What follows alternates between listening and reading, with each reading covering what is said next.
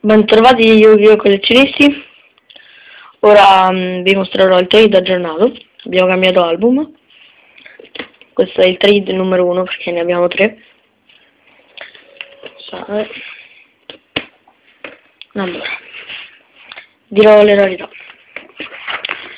Ultra in giapponese, Ultimate, Ultra, Secret,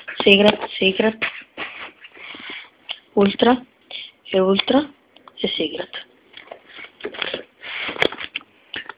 Secret, Ultimate, Ultra, Ultimate, Ultra, Ultimate, Ultra, Super,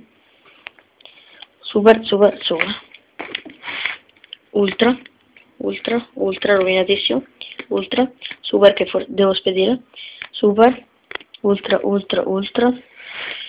Common,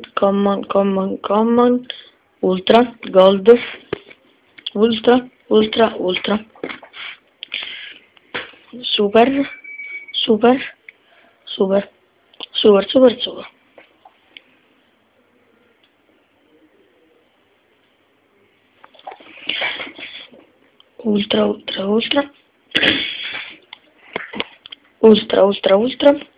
Super, Super, rovinatissimo. Secret, Common, Super, Ultra, Super. Questo è un altro sovraitato, non so se non si vede. Poi rara, Ultra. Super, rovinato, Super, Ultra,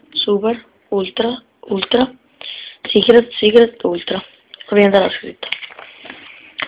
Secret,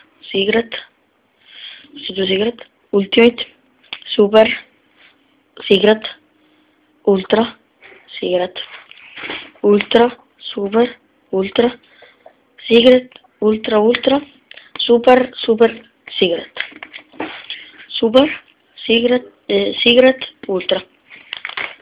Poi Gold, Secret, Ultra, Ultimate, Ultra, Super, Secret, Super, Ultra, Secret, Ultra, Super, Ultra, Secret, Super. Sono le trappole, Secret, Ultra, Super.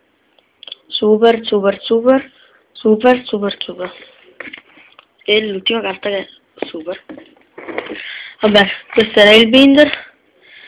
Se vi serve qualcosa contattateci, arrivederci.